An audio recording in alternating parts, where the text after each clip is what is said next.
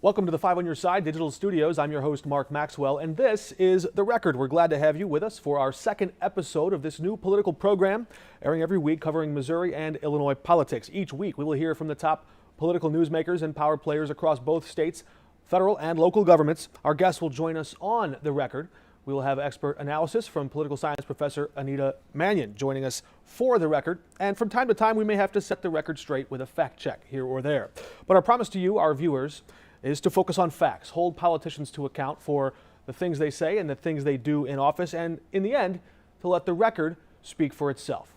We have less than 6 weeks now until Americans cast their ballots in the 2022 midterms, and we can already see signs of an election drawing near, especially in the way politicians amplify their appeal to voters and play to their strengths. For example, a recent NBC News poll just out this month shows that more voters trust Republicans to handle border security, crime, and the economy, while more voters trust Democrats on abortion, health care, education, and bringing the country together. That very well could be one reason Republicans are highlighting immigration as the 2022 midterms draw near. Missouri's junior Senator Josh Hawley is now on the record. Hello, Mark. Senator, I saw you tweeted that the U.S. southern border is, quote, completely and totally open. Yet the federal agency that you cite also says Border Patrol agents have stopped 78 people whose names are on the FBI terrorist screening database. So how can both be true? If they're stopping a record number of dangerous suspects, then the border isn't completely and totally open, is it? Oh, I would just refer you to Customs and Border Patrol. I'd refer you to the head of the Border Patrol and to the Border Patrol Union that represents all of Border Patrol agents. And what they will tell you is they have no support. What they will tell you is this administration won't let them enforce the law. What they will tell you is they are undercut constantly in their ability to enforce basic laws at the border. And with 2 million illegal crossings this year, 2 million, that is an open border policy. But it's what Joe Biden wanted. I mean, listen, give the guy credit. He does not want the border to be closed. He doesn't believe in borders, and unless they're in Ukraine. And he's getting what he wanted. You know, he wanted to abolish ICE. They basically abolished ICE. They've cut it to the bone. They wanted to abolish the Border Patrol, and they've basically done that. They've vilified them. They've cut them. They won't let them enforce the law. But unfortunately, Americans are the ones, and Missourians are the ones who are paying the price for that. You want to know why we have so many illegal drugs in the state of Missouri? It's because of the border. You want to know why fentanyl is flooding our schools and our streets? It's because of the border, and that's because of Joe Biden. In 2018, right before the midterms, Republicans warned Americans about that caravan of migrants they said was coming for the U.S. Now, right before the 2022 midterms, Florida's Governor Ron DeSantis went to Texas, not Florida, to round up asylum seekers there, drive them back to Florida, then fly them to Martha's Vineyard. Police are now investigating DeSantis in Texas for possibly luring or preying on those vulnerable migrants there. Is Governor DeSantis practicing an acceptable form of politics to you? Listen, I think that these governors from border states or other states that have significant inflow of illegal immigrants, them saying our communities are overrun, our towns cannot handle any more people, we don't have the social services to support these folks, I think it's totally reasonable for them to say, we're going to send them to someplace that does. This is on the Biden administration, and I love the way that the rich liberals freak out anytime they actually have to encounter an illegal immigrant.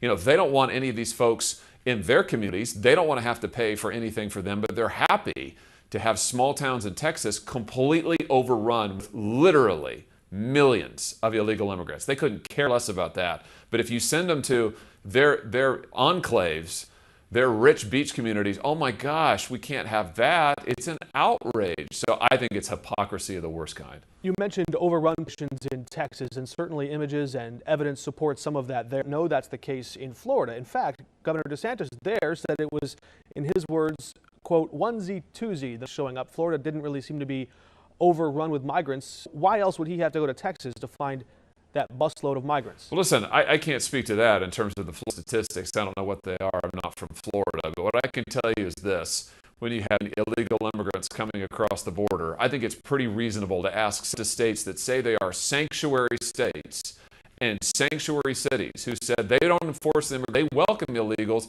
I think it's pretty reasonable for these governors of border states to say, okay, good, we need the help. We'll send them to you. And I think it's pretty rich of the Biden administration that is forcing millions of illegal immigrants on these communities, is forcing the people of Missouri to endure and absorb unprecedented levels of drugs coming into our community, for them now to say, oh, if you want to do something about it, we're going to call you a criminal. I mean, how typical from this administration that tries to criminalize anybody who disagrees with them and would rather just hang the American people out to dry. I think it's terrible. Just for clarification, you referred to these migrants as, quote, illegals. They are legal asylum seekers. They were engaging in a legal practice. But I want to move on to this question. Wait. No. Listen, no.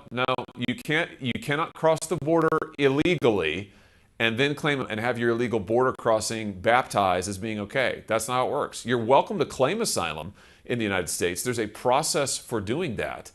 But what you cannot do is illegally cross the border, then say, oh, wait, I want asylum. My violation of U.S. law on the border is okay. That is not the case. That is not how it works and does not make it okay.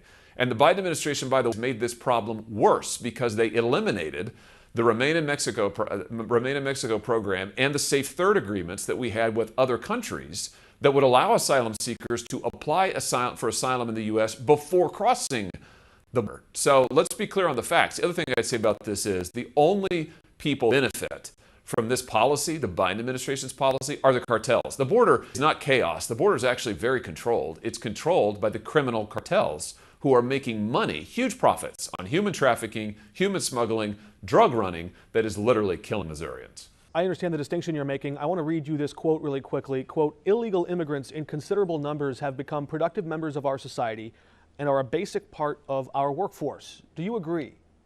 If they're a basic part of our workforce, but they're here illegally, then that's a huge problem. It probably means they're taking away jobs from legal citizens.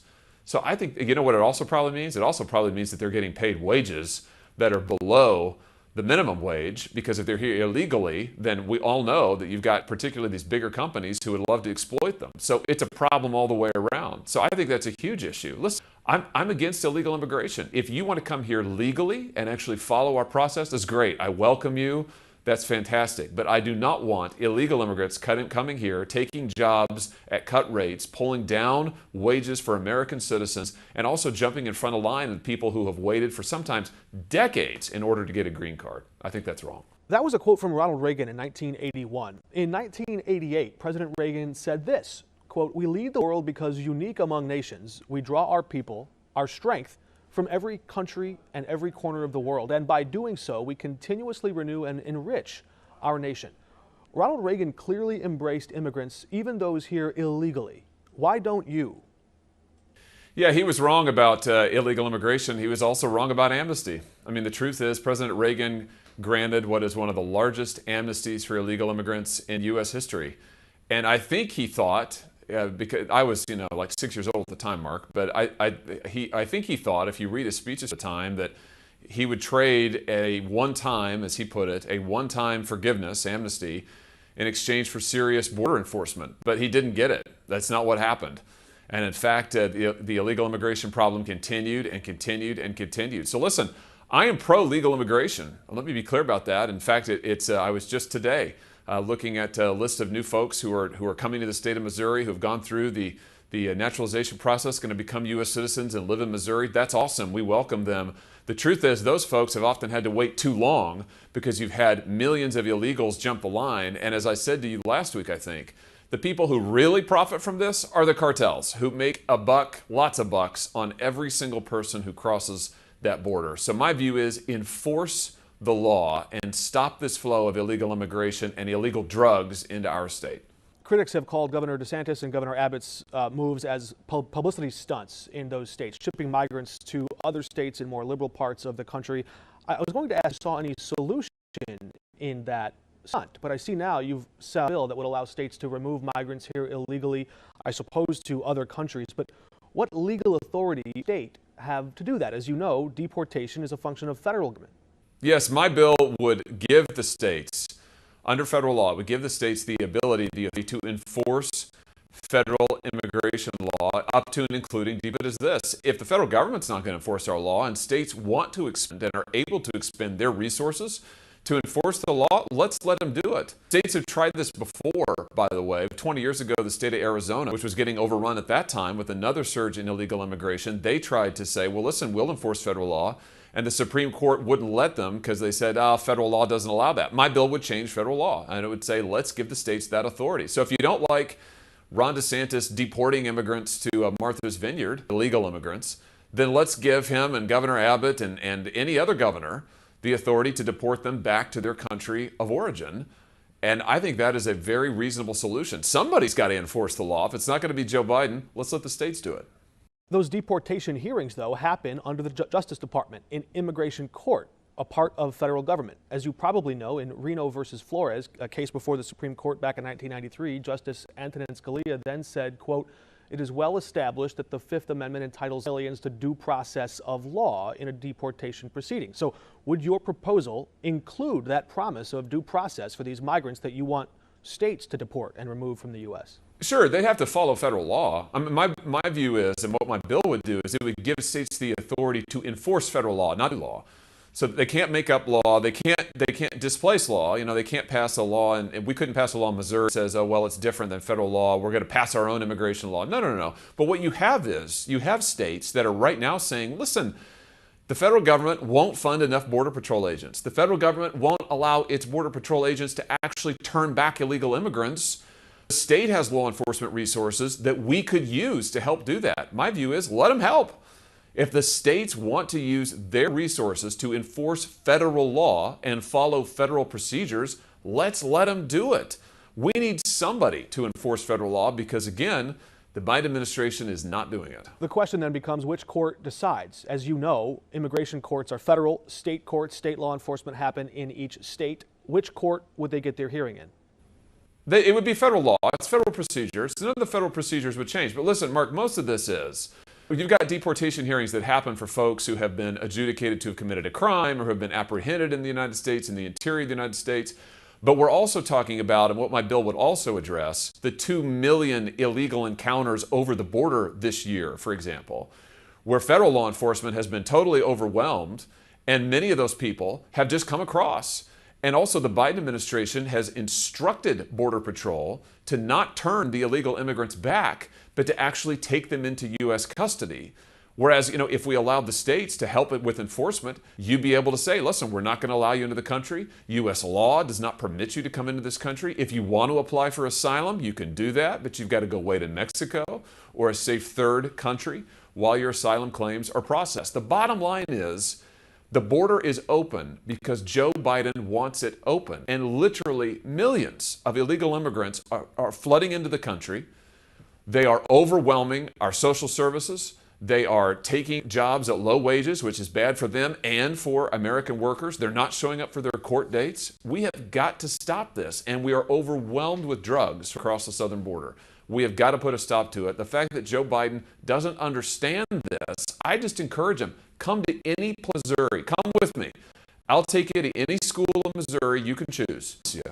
We'll be able to find, within probably a matter of minutes, legal drugs, fentanyl, meth, that are available to our kids. Where have they come from? Over the border. Senator Mitch McConnell supports reforming the Electoral Count Act to raise the threshold for members of Congress who would object to certifying election results. It would include language that would also make it explicitly Vice President's role is strictly ministerial in overseeing that certification process, and the Vice President would have no power to actually overturn the will of the people. Do you agree with Mitch McConnell? I'm not likely to support the bill, no. I think that, I mean, listen, for what's not yet done, I understand that now they're going to try to put the House version together with the Senate version, so, you know, let's see what they ultimately come up with.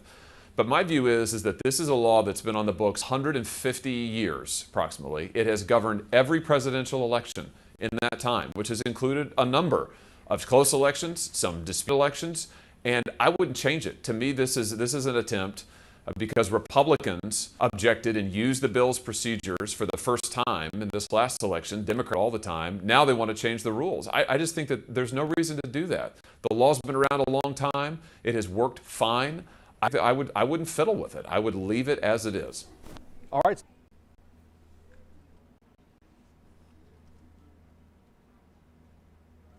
Political science professor Anita Manion joins us now with her analysis for the record. I want to get into the immigration part of that interview, but before we do, really quickly, what did you make of his response there? He says he would not support Senator Mitch McConnell's idea to reform that Electoral Count Act, of course, knowing Josh Hawley's role in January 6th and objecting to certifying the election. What did you make of his stance? I suppose I'm not surprised. That was seen as an opportunity in this past election and in previous elections by Democrats is sort of an opportunity to kind of grandstand about what they might see as an issue with a particular state, and to support the reform to electoral count app would sort of go against what Hawley's been saying. Make it harder to get that big audience, I That's suppose. Right. There's that evolution in Republican thinking from Ronald Reagan 40 years ago to now. Yes, the facts on the ground have changed over those 40 years, but so have the Republicans in office, especially the ones on the farther right spectrum there. What do you make of that evolution? Yeah, it's interesting to hear, a Republican like Josh Hawley totally dismiss Ronald Reagan, who's long been sort of idolized in the Republican Party, and say that he was wrong. But what we've seen is Reagan did have a more open, both in his language and in his legislation, towards immigration, and then followed by George H.W. Bush with his compassionate conservatism, and he said that extended to immigration.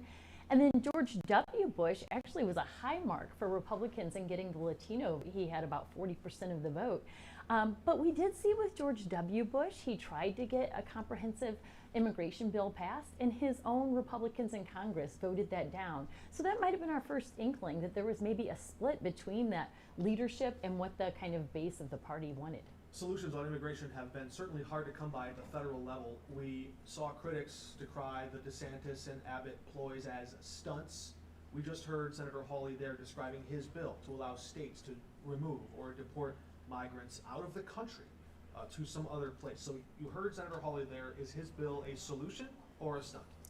Well, given the fact that it has virtually zero chance of passing in Congress, and certainly that Joe Biden would not sign off on it, I would call it a bit more of a publicity stunt.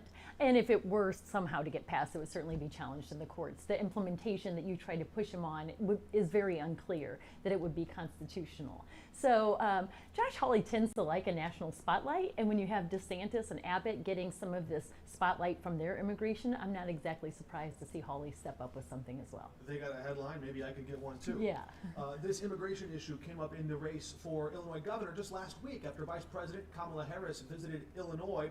Governor Pritzker there, the vice president told Meet the Press in days just prior that the border is secure, even as the Biden administration's own deputy advisor to the Department of Homeland Security said they're still working to secure the border. So reporters asked Illinois Governor J.B. Pritzker, is the southern border secure? Let's check the record. Do you believe the borders are secure? Look, I think we need more personnel at the borders. I don't think there's any question about it. One of the big needs is that when you've got asylum seekers, they need to sit in front of a judge and have their case adjudicated. That's taking too long. It's taking 90 days or longer sometimes. What we need to do is that, same day or same week that someone arrives so that a determination can be made. Instead, what we've got is the Republican governor of Texas and Florida and Arizona, taking people who are, frankly, they're exhausted, bewildered by all that they're faced with, having made multiple month journeys to come to the United States, being shipped all across the U.S. They're trying to sow chaos. We're trying to truly care for people who need their human rights upheld. And are the borders secure? In my opinion, we need to have comprehensive immigration reform, and we need to make sure that we are securing the borders in every way that we can. I don't live in Texas, but I know that people are concerned about the number of people who are coming to the border. And again, we've got to address that with comprehensive immigration reform. What would you do as governor if red state governors like Governor Abbott or Governor DeSantis sent a busload of immigrants to Illinois? How would you respond to that? Well, I respond pretty well like I am now, asking J.B. Pritzker talk to Joe Biden and secure our borders, because if we have secure borders, we don't have this problem. And as a matter of fact, I'm asking J.B. Pritzker to ask Joe Biden to send the resources to help people. And then in the meantime, as far as J.B. Pritzker is concerned, I'm suggesting that he's people up in one of his Hyatts on his own dime if he won't do either of those two things. We're back with Anita Manion and her analysis for the record. Solutions are hard, sound bites. What are you seeing in this immigration debate as it's playing out at governor's races in Illinois? Yeah, I would say that, neither necessarily had an exact solution. Pritzker did say we need comprehensive immigration reform, which we hear from both sides disagree about what that reform should look like. He also talked about shortening the time frame that it's taking to process people, and I think there's agreement on that across the board. But the problem is you have to get folks from both sides in Congress to agree to get that sort of change enacted. Good luck with that. Right. Yeah. Let's look at some of those recent NBC News polls as well. We have one that shows voters trust Republicans by a 36-point margin on border security, and second place is a 23-point margin on crime. If you combine the two, as Senator Hawley did in our interview earlier, I suppose you have a multiplying effect there. Anita Manion, is it any surprise to you then that those are the two issues we're hearing most from Republicans on the campaign trail this lead up to the midterms? Not at all. I think this is pretty widespread, certainly among Republicans. These are issues that are important to them. And I think that the candidates see these as unifying and motivating messages for their base. Very fascinating. We have that other look at the Democratic polls issue. If we can take that poll as well, we want to show you the other issues where Democrats might also perform well in bringing the country together on education, on abortion, on health care. There's a look at it. You see that the top two issues for them are abortion and health care. In our last few moments before we sign off here, how do you see that affecting? We heard from Trudy Bush Valentine last week, and those were some of the issues she wanted to talk about. Is this by design? Is this because they talk about it, or are they following the polls? Which is leading here? The chicken and egg question. Yeah. It's a good question. I do think that ever since the Dobbs decision came down, that Democrats have had the energy on the abortion issue, where previously it was on the Republican side. Healthcare has really been a Democratic issue since the Affordable Care Act, and they really capitalized that in 2018, so I'm not surprised there either. Very interesting. We're coming close to all the time we have. Anita Manion, thank you. In the weeks to come, there are questions on your ballot. If you're a voter in Illinois, about union rights and union power. If you're a voter in Missouri, about marijuana and legalizing it in the Constitution, what that would mean for the future of legal weed and the future of union rights in Illinois or in Missouri. We're going to dig into some of those issues with state and federal lawmakers, some local lawmakers here in St. Louis joining us in the weeks to come. Until next time, we're off the record.